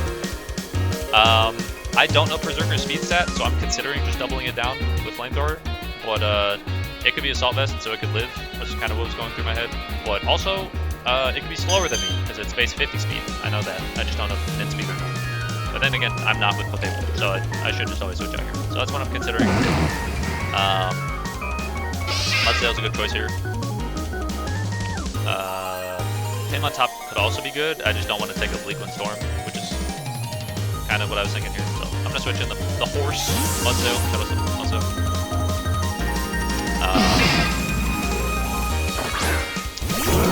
Mudsail, this battle actually did end up putting in some work, so I don't mind it. But alright, so he's going to swap in this Umbreon here. So Umbreon's a pretty bulky option, can spam Snarl, Foul Play, maybe Baby Doll Eyes, it's good stuff, so I don't necessarily mind. stat mon though, but it's not a bad line baby. Berserker protects, so that tells me it is not assault vested. So I figured assault vest was probably the most common set for it, just because it's kind of weak on the specialty defensive side. But I do feel like I can KO it with. I can definitely KO it with like high horsepower. I'm considering, do I switch here and just go for Earthquake? It wouldn't be that bad. I could also just high horsepower into it, not lock in the Earthquake, especially since Clawster doesn't want to take that EQ damage. But my opponent could also just switch in Tornadus here, so I'm predicting like, alright, he's gonna swap in Torn to that slot. I figured Tornadus just dies to 2 water moves. Let me just go for that instead. Yeah, checking how many terms of Trick Room I got. I do like that shiny. Actually, that was nice. But yeah, so I figure I'm just gonna go for Water Pulse just to a KO Torn, and I'm just gonna go for high horsepower. I don't want to lock myself in the EQ, take damage. He does switch here, so I'm like, alright, cool, I got it right. But he swaps in to Entei, so I'm like, oh my god, okay, that's even better. I love that personally. And then high horsepower crits and almost one-shots Umbreon, which is so massive. I don't necessarily think I needed the crit, but the fact that I got it off before his Reflect went off was so lucky. I think I still am in a really, really good board state, even without that crit, but I love that crit with it. So yeah, I can just do the same thing I just did that turn. Even if he swaps out Umbreon into Tornadus, I don't necessarily mind. It means Light Screen isn't going to come up, which is great. Entei could protect, I don't really mind. Instead, Umbreon's going to protect, so be it. Just stall out another turn by Trick Room. I figured it was just a double protect, but Entei does not protect. It was also a lot of damage from Water Pulse, so I figured it wasn't assault vested. But then again, it's a stab water move with Mega Launcher, so that could have potentially been assault vest. I don't know. But it was a lot of damage. So if it wasn't assault vest, it probably would have just gotten Oko, if I had to guess. So it probably was assault vest. But yeah, so he's gonna send in his Tornadus now. I don't think I really need to switch here. He's got 4 Mons. I've got, I think 1. I think this is the last turn of Trick Room here. Maybe it even ended, but he's gonna set up Zone with here. Okay, it did end. And then go for Link. So he does have double screens up, which is, you know, unfortunate, but I've already done so much damage to his critical damage dealers. Like, I don't care. I really don't care. That's another KO. So I'm in a pretty good spot here. Mudsail, even though it's not true, it's just so bulky, as long as I don't get, like, flinched. Actually, I can't even get flinched. Inner Focus. So, yeah, Ogerpon's really the only real threat here. Which, granted, it is a threat into my water and ground type, so it's definitely a good option. But it's not really worth switching anything in here. It's better to just get the Revenge KO. So I'm debating, it's like, do I have any safe switch-ins here to a plus a grass move? The answer is no. So I'm just gonna double attack. I'm stuck into a ground move, so I might as well just go for a ground move into Ogerpon. And then just go for a water move into Tornadus. So that's what I ended up going for. He's gonna Terra Grass, so that gives him a speed boost, and it increases his grass type moves, which in this instance is good. In the future of the battle, probably won't be that good, to be honest. That speed boost might bite him in the ass in terms of like Trick Room, but then again, it's already just so fast as it is, it probably doesn't matter. If I was in a Shuzo, I probably would have because of the Clawser, but he goes to the Mudsail, you know, one shot, so be it. Because Clawser, one, it doesn't take any damage naturally. I mean, obviously it took, you know, like 40%, but that's a max special attack. And I took that like a champ.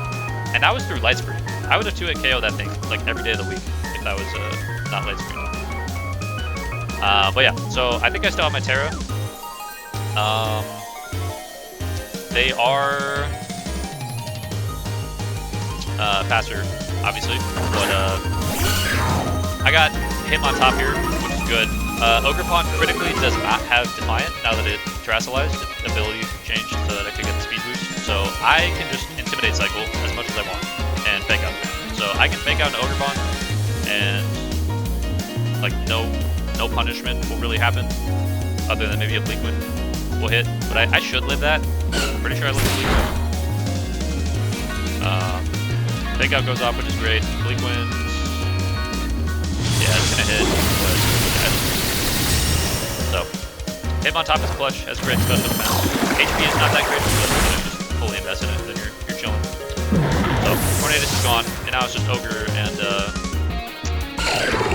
Reflect is gone, which is great. I think he had one more on though. Oh yeah, Berserker. So in this situation, they are both physical attackers, and they both need to get intimidated. So I'm gonna be that kind of guy. I'm gonna be that VGC dude, and I'm gonna just, you know, sack Clawzer. That's fine. But I'm gonna go for Hitmontop. Realistically here, I switch in Serena to 1, block Fake Out, 2, take the grass hit if they go for the Hitmontop slot, which does have a lot of threat against a Berserker. But even if they go for the, what's it called? Clawzer, I don't really care. So if they do correctly target Clawzer, that is gonna die. Yeah, so be it.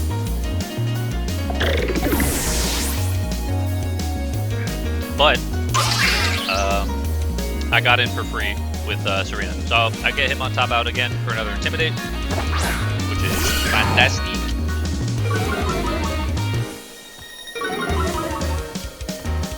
And Ogre Pond really does not threaten my Serena at all. Granted, I can't really hit Berserker, but I've already gotten 2 attack drops on Ogre Pond, and Berserker is -1 right now, so neither of these 2 are too much of a threat. They do go for Spiky Shield, which was good, but honestly, I'm not really scared of it at this point, so I just go for Fake Out and Berserker. Even if Hitmontop does die here, so be it. I can just set a Trick Room fight if need to. If I don't, because Berserker would be fastest thing in a Trick Room, other than Muzdale, who died, and yeah. Light Shoot's gone, so end game, Clefable, that's fine. But yeah, I can switch out Hitmontop here into Crest. Crest lives a combo of hits from both of these guys. Even an Ivy Cudgel crit plus Iron Head, pretty sure I live. So, but yeah, but because they protected, that gives me the chance to pivot again and go for another Intimidate. So. Yeah, I'm playing this in my house. Obviously, Ivy Cudgel does have a head crit ratio, but so be it. Like, I got crit there, did 2/3, you know, whatever. And Triple Axel is gonna Triple Axel. I love that move. That move is so good. There are just no real like meta threats right now that get it, but Triple Axel is so good. Serena is actually crazy with it. I think.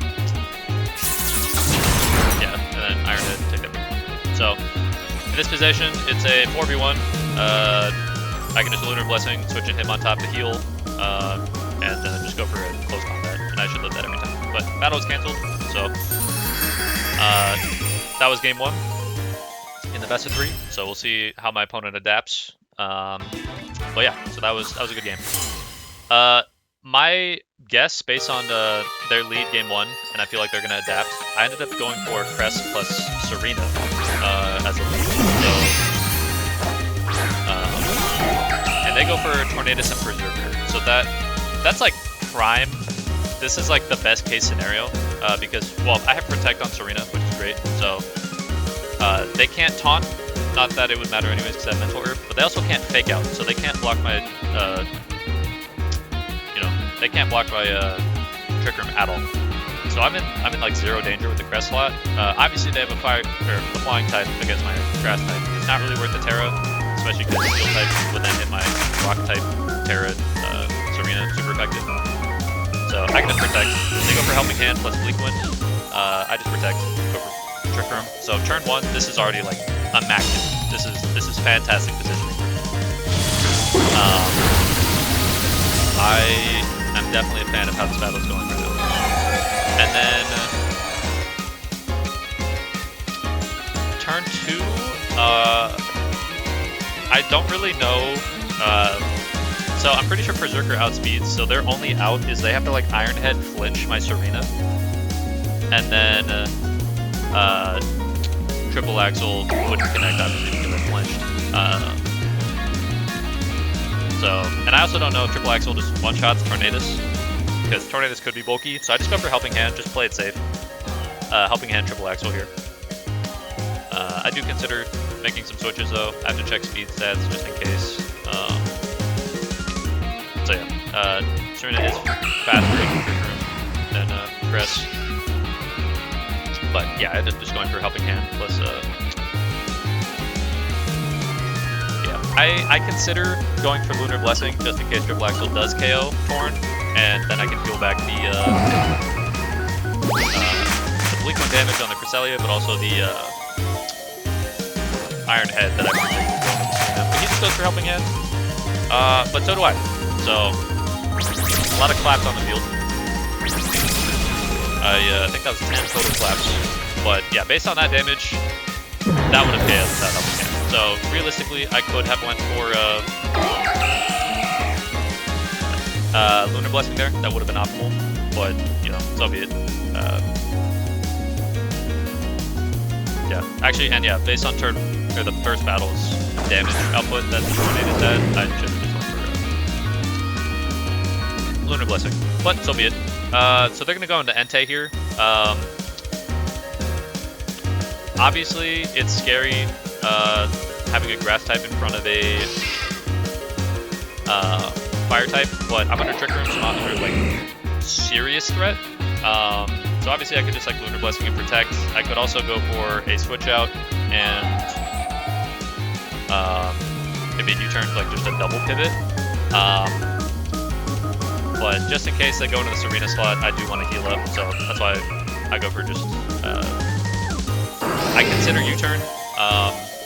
The thing is though, it's like Berserker under speeds and could just flinch Iron Head, so it's not really worth going for the U-turn because the chip damage is like so negligible onto either of these two. I might as well just hard switch. So I'm kind of overthinking it a little bit, but just, you know, it's really important to consider like every turn.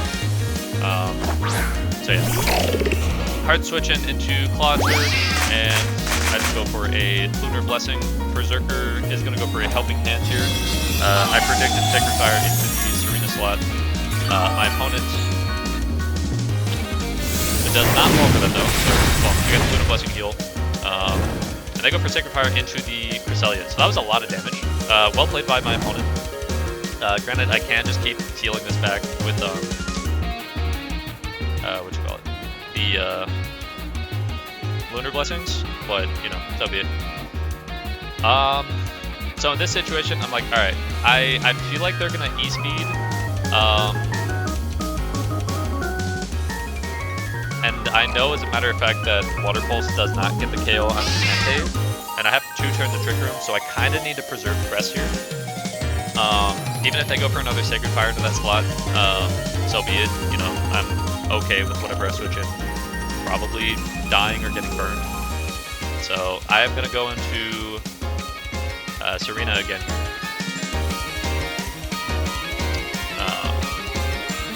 And then just go for Water Pulse. So Berserker switches out, so there's no Helping Hand plus Sacred Fire, which is great. But this actually could have been pretty bad if they did Sacred Fire into that slot, because Serena was really the MVP in terms of dealing damage to Ogre Pawns, because the triple axle damage output is so fucking insane. But they do go for easy, so yeah, I do wonder how that battle would have changed if they went for Sacred Fire. I don't really know. Things to consider, I guess. But yeah, so I got 1 turn of Trick Room left. I feel like they're probably gonna just Spiky Shield with Ogre Pawn, but you know, it's not really worth predicting there. I go for, I think I predict. Oh no, I'm thinking like, okay, if I go for U-turn, then I can switch in Crest, go for Trick Room again. But because Crest was so low, it was at like 20 or like 40% HP with a burn. I'm just like, alright, I don't want to go to Crest here, so it's not worth U-turning into Ogre Pawn. I might as well just KO it. So I read into a switch in, just in case Entei switches out. I go for triple axle in that slot. And then, obviously I just go for that slot as well. So I'm going to switch in Umbreon. Or did I triple axle the Ogre? I'm not sure. But here's a Water Pulse. Yeah, okay, I just hit one. Never mind. But yeah, that should be enough to one-shot. Great. Or just 3-shot. So that's another solid option that they have out of the way. Thankful for that. But yeah, so kind of over-predicting in some aspects, but in others it's like maybe I should have not have predicted, or like try to think a couple turns ahead so that I can secure Trick Room again, you know, that sort of deal. But yeah, so this position, even though they have Trick Room set up, not really the end of the world. I can just, or they don't have Trick Room. I don't have Trick Room set up, so they can just go for a fire arena, so be it. Throw another damage output, a fire move into a water type, or they go for maybe Stomping Tantrum. Shouldn't feel that much damage like that. Unfortunate, but so be it. Water Pulse, Chaos Ente, and they get a free switch in.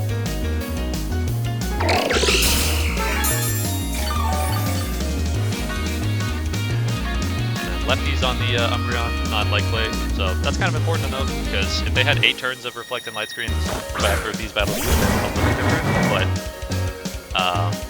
not the end of the world here. So they did save their Regidrago till the end of the game, which was very smart, actually. But honestly, I'm like, I think one of these two will live Dragon Energy. If Umbreon has Helping Hand, obviously I don't, but it's not worth switching anything in here. Because I could just get in Cresselia and the Fable, so I can just get Fairy type and then Terra Fairy. So they do go for Dragon Energy. I lived with both, which was kind of crazy. So Triple Axle is going to do about half, which is really good damage. It's like 55-60%. And then they go for a Light Screen, so you know, kind of unfortunate.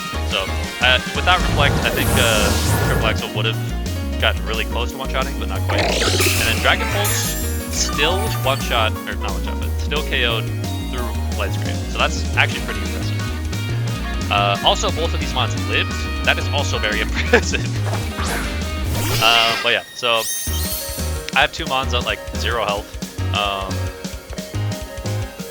Realistically, I think, yeah, these are the last 2 mons that my opponent has, so I can just protect, I can pivot into Hitmontop to just, you know, intimidate spam. They can't fake out, so, yeah. And they know I have protect on Serena, so even if they don't target that slot, you know, that's a good call there. It's not going to save them, really. Hitmontop resists both the Snarl and the Foul Play that Umbreon can potentially go for. And, yeah, I literally can just cycle Intimidates. Berserker will deal no damage. So, he goes for Protect. I have quite literally 0 idea why. I guess he just wanted to double KO with Umbreon. He gets no KOs with the Snarl there. What? Yeah, so Hitmontop takes 7 damage. Umbreon heals a little bit with Leftovers. And then, Berserker can't protect here. I can just go for a Power Rip. I don't really care about Serena at this point in the game. I'll go for a Future. Do I really? No, there's no shot. Yeah, I'm considering it. I'm like, I should just go for Power Rip. Because I do want Serena to die so I get 2 fresh switch-ins. Yeah, so, yeah, I'm gonna undo that. Go for a Power Whip into the Umbreon. And I consider staying in, just going for a close combat. Not really worth it though. It's just good to intimidate cycle. The Snarl deals literally no damage to any of my mons. Other than these 2 who are barely dead, or like barely alive. And then Berserker, like he still had his Terra. Berserker could have used Terra here to have been immune or resistant to fighting. So he goes Terra's Fairy. If I close combat into that slot, it could have been dead. So it's always good to play it slow. In these endgame scenarios, play for your house. So Blotzer dies, so be it. And then good die here to Snarl or Foul Play. Yep, there it is. Cool. So I get 2 free switch-ins, which is fantastic. I just go for Hitmontop and Cress? I think Hitmontop Cress? Hitmontop for sure, because that just one-shots Umbreon. And then for Celia, I can just go for Lunar Blessing.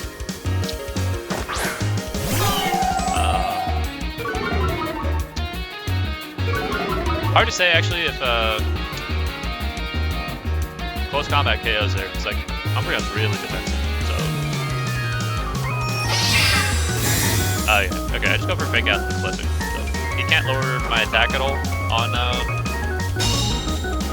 Hitmontop or Crest or anything, so most you can do is like Snarl, which does no damage. And I get health back on Crest, I heal the burn, this is the most consistent play, just Fake Out. Plus, if we did get to a timeout situation, I would just win based off of Pokemon that I have. He has 2, I have like 4, 5, 4, yeah. So I would just win. But yeah, so he also had Reflect up still. I think it ends this turn. So Umbreon should just die to close combat at this point. Yeah, there it goes. So Helping Hand, close combat should always be the play here. There's no worth, like it's not really worth Intimidate cycling at this point. Just go for Helping Hand. And KO the annoying little cat thing. Bye-bye. Bye-bye, annoying little cat thing.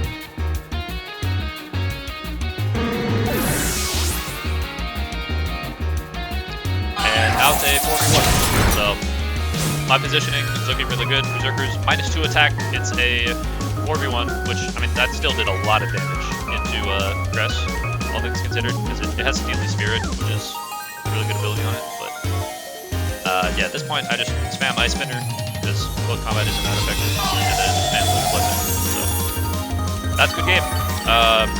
He is going to make me, work for it. He's not going to just forfeit, but, so be it. It gives me time to talk about the tournament itself. So, it was a fun tournament.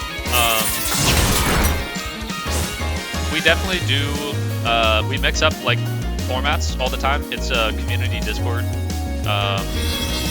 Ruffled Rowlit is the Discord host. He's a PokeTuber. So, he's a cool dude. Pretty cool dude. But yeah, we some of the mods host these tournaments. It's a different format every time.